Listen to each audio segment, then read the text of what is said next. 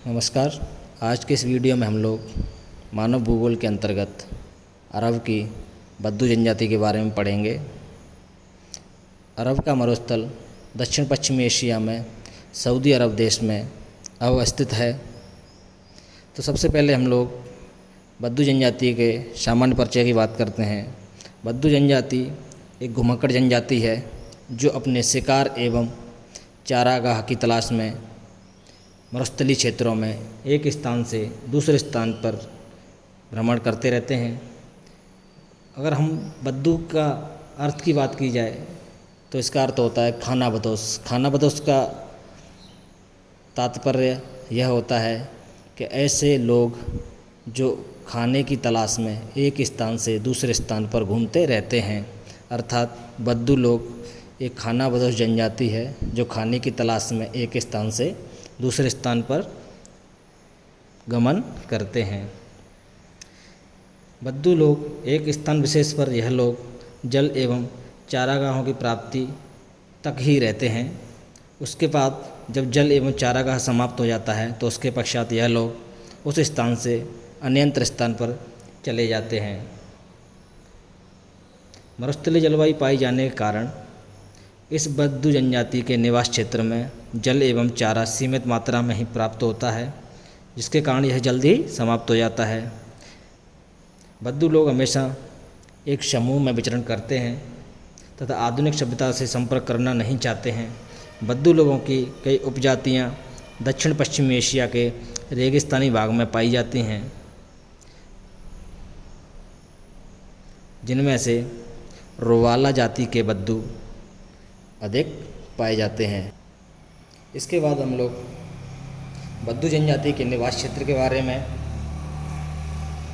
जानते हैं। बद्दू जनजाति का निवास क्षेत्र अरब प्रायद्वीप के उत्तरी भाग में स्थित रेगिस्तानी क्षेत्र है, जिसमें हमद एवं नेफद नाम से जाना जाता है। अर्थात जो सऊदी अरब का जो मरुस्थलीय क्षेत्र है उसमें ही हमद एवं नेफद दो क्षेत्र हैं, या उनको ये कह सकते हैं हम कि अरब के मरुस्थल में हमद एवं नेफद नामक दो अलग अलग मरुस्थलीय क्षेत्र हैं, जहाँ पर बद्दू जनजाति के लोग प्रमुख रूप से निवास करते हैं। दक्षिण पश्चिमी एशिया के मरुस्थलीय भागों में बद्दू लोग सीरिया के मध्यवर्ती भाग से दक्षिण में अरब प्रायद्वीप के उत्तरी भाग तक पाए जाते हैं।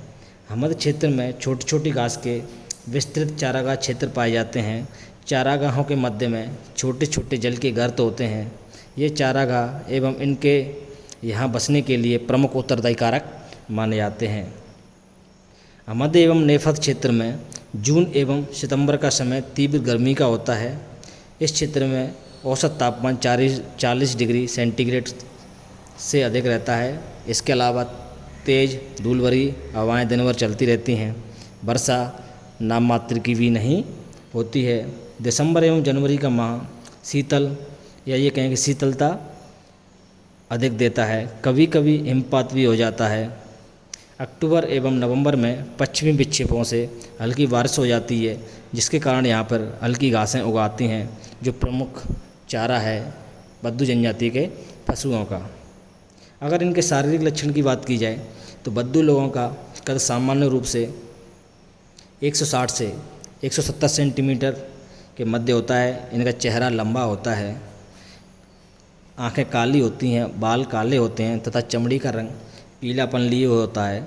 ये लोग दक्षिण पश्चिमी एशिया की भूमध्य सागरीय एवं आर्मीनाइड प्रजाति के मिश्रित रूप हैं। इन दोनों प्रजातियों के शारीरिक लक्षण बद्दू जनजाति में पाए जाते हैं। अर्थात बद्दू जनजाति में भूमध्य सागरीय एवं आर्मीनाइड प्रजातियों का मिश्रण पाया जाता है। इसके पश्चात बद्दू जनजाति के भोजन की बात की जाए तो बद्दू लोगों का मुख्य भोजन ऊँटनी के दूध से प्राप्त होता है। दूध को यह लोग कच्चा पीने के अतिरिक्त उसका मक्खन, पनीर इत्यादि बनाकर भी उपयोग में लेते हैं। ऊँटनी के खट्टी दूध का उपयोग बद्दू लोग सामान्यतः अपने दैनिक जीवन में करते हैं। दूध के अतिरिक्त जौ या मक्का की रोटी तथा जानवरों का मांस आदि भोजन के रूप में लिया जाता है। मेहमान आदि के आने पर ये लोग उनका सत्कार कहवा पिलाकर करते हैं। कहवा इनका प्रमुख पेय पदार्थ माना जाता है। इसके अतिरिक्त ये लोग भेड़ बकरियों का दूध तथा मांस को भी भोजन के रूप में उपयोग में लेते हैं। बद्दू लोगों के भोजन का प्रमुख आधार ऊँटनी का दूध है, जिसे रुवाला कहते हैं। अर्थात बद्दू लोगों के भोजन में प्रमुख स्थान ऊँटनी का दूध होता है, जिसका उपयोग यह कच्चा लेने के अलावा उसके अन्य उत्पाद बनाकर जैसे पनीर, दही आदि का भी उपयोग ये लोग करते हैं। इसके अलावा भेड़ एवं बकरियों से दूध और मांस की प्राप्ति भी ये करते हैं। पेय पदार्थ के रूप में यह लोग कहवा का सेवन करते हैं और ऊँटनी के दूध को रुवाला के नाम से जानते हैं। उसके बाद हम बात करते हैं बद्दू जनजाति के लोगों के वस्त्रों की। बद्दू लोगों के निवास क्षेत्र में उष्णकटिबंधीय मरुस्थलीय जलवायु पाई जाती है। अतः गर्म जलवायु के कारण यह लोग केवल सूती वस्त्र धारण करते हैं, जो बहुत ढीले ढाले एवं हल्के होते हैं। बद्दू जनजाति के पुरुष सूती कपड़े से बना कुर्ता एवं पायजामा पहनते हैं। शीत ऋतु में भेड़ की बाल से बनी ये लोग जैकेट पहनते हैं। सिर पर टोपी पगड़ी बांधते हैं, जिससे धूप से इनके सिर की रक्षा हो सके। इनके कपड़े मरुस्थलीय जलवायु के अनुकूल बने होते हैं।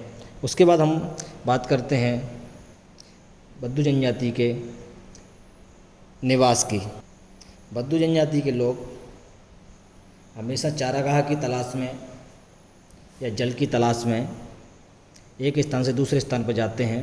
जहाँ पर भी जल एवं पशुओं के लिए चारा मिल जाता है, ये लोग वहाँ पर अपना डेरा जमा लेते हैं। जब जल एवं चारागाह समाप्त हो जाता है तो उसके बाद किसी अन्यत्र स्थान पर ये लोग चले जाते हैं। बद्दू जनजाति के लोग हमेशा घुमक्कड़ जीवन व्यतीत करने के कारण इन लोगों के घर अस्थायी होते हैं। जहाँ भी ये रुकते हैं वहाँ अपना तंबू लगा लेते हैं। तंबू के अंदर कपड़ा या चमड़ा लगाकर उसको अलग अलग खंडों में विभाजित कर लिया जाता है। स्त्री एवं बच्चे एवं पुरुषों के रहने के लिए अलग अलग खंड बनाए जाते हैं। बद्दू लोग समूह में रहते हैं।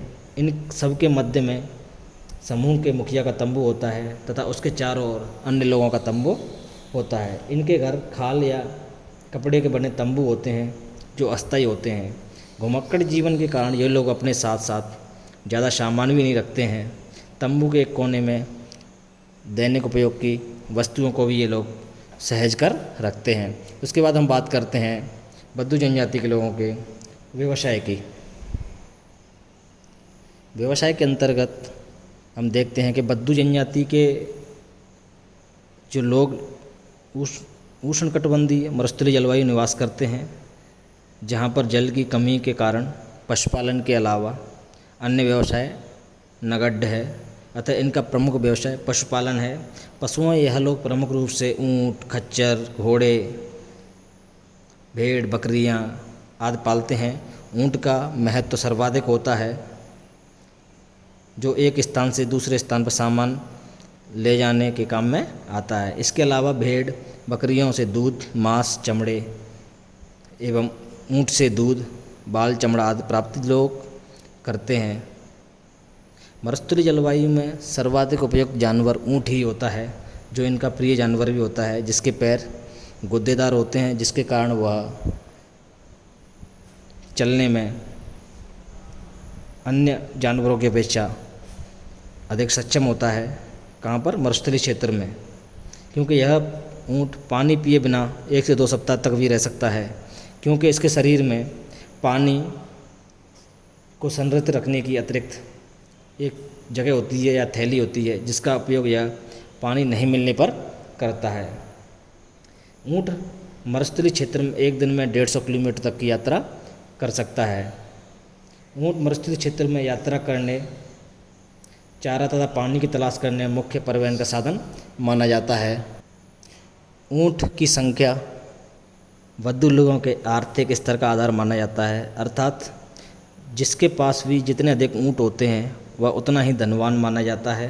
कृषि करना प्रतिकूल जलवायु के कारण यहाँ असंभव है तथा ये लोग कृषि व्यवसाय को निम्न स्तर का मानते हैं। यह केवल मर उद्यानों के पास जहाँ समतल भूभाग होते हैं वहाँ ये लोग अपने खाद्यान्नों के लिए केवल जौ, मक्का, खजूर, खरबूजे, सब्जी आदि बहुत कम मात्रा में उगाते हैं। यहाँ पर एक शब्द आया था मरुउद्यान। मरुउद्यान का तात्पर्य होता है कि मरुस्थलीय क्षेत्र में जहाँ सैकड़ों हज़ारों किलोमीटर तक रेत का जमा पाया जाता है, उसके मध्य में तेज़ हवाओं के चलने के कारण एक गर्त बन जाता है जिसमें वर्षा का जल एकत्रित हो जाता है, जहाँ पर खजूर के वृक्ष पाए जाते हैं। ऐसे स्थान को मरुस्थलीय क्षेत्र में मरुउद्यान के नाम से हम लोग जानते हैं। पशुओं को पालने के लिए ये लोग मौसमी प्रवास भी करते हैं। जल एवं चारागाह की खोज में ये लोग हमेशा एक स्थान से दूसरे स्थान पर घूमते रहते हैं। अर्थात कहा जाए तो बद्दू जनजाति के लोगों के व्यवसाय का प्रमुख आधार पशुपालन ही है, जिसकी खाल एवं बाल बेचकर ये लोग अपने ज़रूरत की चीज़ें भी अन्य लोगों से खरीदते हैं। ये लोग मौसम के अनुसार अपने पालतू पशुओं को लेकर एक स्थान से दूसरे स्थान की ओर प्रवास करते रहते हैं। जैसा कि हम लोगों ने पहले ही जाना था कि यह एक घुमक्कड़ जनजाति है जो एक स्थान से दूसरे स्थान पर जल एवं चारागाह की तलाश में घूमती रहती है। उसके बाद हम बात करते हैं बद्दू जनजाति के सामाजिक संगठन के बारे में। बद्दू जनजाति के लोगों में कई उपजाति वर्ग भी पाए जाते हैं। एक जाति विशेष के लोग एक समूह में रहते हैं। इनके समाज में पिता का स्थान सर्वोपरि होता है, अर्थात यह एक पितृवंशीय समाज है। समाज पितृ प्रधान होने के कारण एक गोत्र या जाति के 3-4 पीढ़ी के लोग सम्मिलित रूप से एक समूह में निवास करते हैं तथा चारागाह की तलाश के लिए भी ये लोग एक साथ भ्रमण करते हैं। बद्दू जाति के लोगों में रक्त संबंध सुदृढ़ एवं शक्तिशाली पाया जाता है। प्रत्येक समुदाय के लोगों के कपड़ों का अलग अलग रंग होता है। विभिन्न समुदायों में से सबसे अधिक शक्तिशाली एवं प्रभावी समूह के मुखिया को सभी का प्रमुख माना जाता है। अर्थात जो व्यक्ति सबसे प्रभावशाली एवं शक्तिशाली होता है उसे जो इनका समूह होता है उसका मुखिया माना जाता है। इस मुखिया को सभी समुदाय के लोग शेख के नाम से संबोधित करते हैं। बद्दू लोगों का धर्म इस्लाम होता है। ये लोग बहुविवाह प्रथा को अपनाते हैं। एक आदमी एक से अधिक स्त्रियों के साथ विवाह संबंध रख सकता है या विवाह कर सकता है। किसी के 4-4 स्त्रियां भी होती हैं। इनमें अपनी जाति या गोत्र विशेष में विवाह करने की प्रथा प्रचलित है। यह लोग अपनी सगी बहन के अतिरिक्त किसी भी लड़की से विवाह कर सकते हैं, जैसा कि हम लोग जानती हैं कि यह प्रथा मुसलमानों में पाई जाती है। दास प्रथा का प्रचलन बद्दू लोगों में वर्तमान समय तक भी पाया जाता है। समाज अलग अलग सेवाओं के आधार पर लोहार, सुनार, तंबूकार, सेवक आदि जातियों में बटा हुआ है। अर्थात अलग अलग कार्य करने के लिए अलग अलग लोगों के समूह इस जनजाति में बने हुए हैं। अगर इसके बाद बद्दू लोगों के व्यवहार की बात की जाए तो बद्दू जनजाति के लोग स्वभाव से वीर, युद्ध में कौशल पारंगत होते हैं। शक्तिशाली समूह के लोग कमज़ोर समुदायों पर आक्रमण करते रहते हैं। अकाल या चारा पानी की कमी के समय यह लोग छापामार या लूटमार अधिक करते हैं, जिसे हम गौरिल्ला युद्ध कहते हैं कि दुबक कर या छिपकर किसी पर आक्रमण करना। अधिकतर बद्दू लोग रात्रि में छिपकर व्यापारिक लोगों को या यात्रियों को लूटते हैं। वैसे स्वभाव से ये लोग ईमानदार, अतिथि सत्कार या योद्धा होते हैं, लेकिन यहाँ वातावरणीय दशाओं के प्रतिकूल होने के कारण, जब खाद्यान्नों की कमी, कठोर परिश्रम आदि के कारण यह लोग लूटपाट एवं आक्रमण आदि क्रियाओं को ये लोग अंजाम देते हैं। अर्थात देखो यहाँ पर एक ही बात समझने की बात है कि कोई भी मनुष्य स्वभाव से चोर नहीं होता, लूटपाट नहीं करता। उसे उसकी परिस्थितियाँ उस प्रकार के कार्य करने के लिए प्रेरित करती हैं। तो उसी प्रकार से आप बद्दू जनजाति के लोग हैं वो स्वभाव से कैसे होते हैं, ईमानदार होते हैं, अतिथि का सत्कार करते हैं। लेकिन यहाँ की जो प्राकृतिक विशेषताएं पाई जाती हैं वो कैसी हैं, प्रतिकूल प्रकार की हैं। वर्षा नहीं होती है, मरुस्थलीय क्षेत्र है, कृषि योग्य भूमि नहीं है, जिसके और जब कभी अकाल पड़ता है तो ये लोग लूटमार एवं छापामार करते हैं। अतः प्रकृति ही ऐसी परिस्थितियां पैदा करती है जिससे ये लोग ऐसा कार्य करने के लिए मजबूर हो जाते हैं।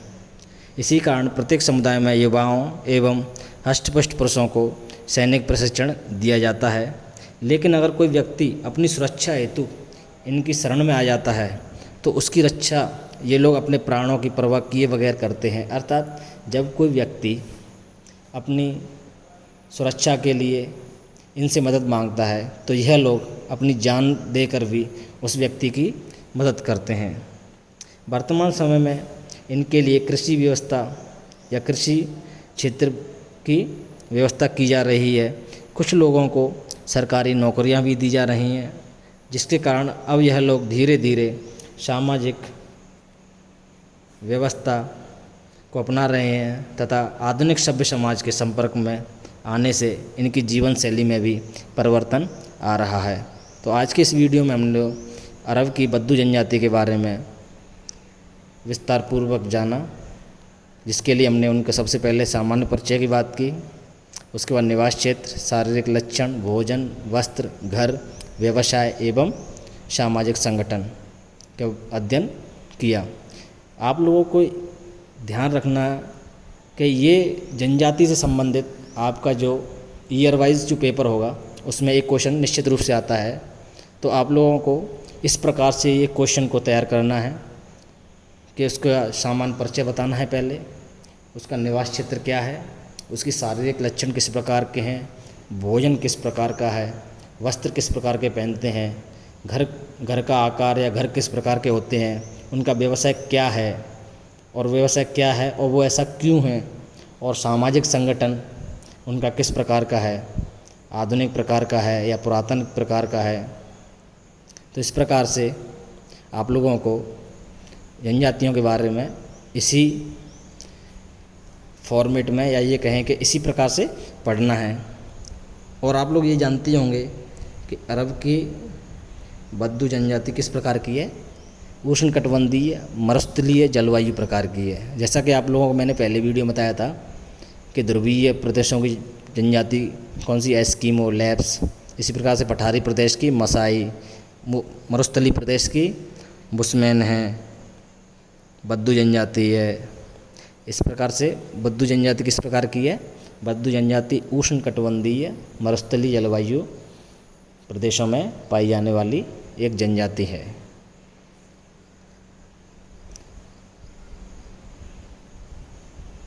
इसके अलावा अगले वीडियो में हम बुशमैन जनजाति के बारे में विस्तारपूर्वक अध्ययन करेंगे। धन्यवाद।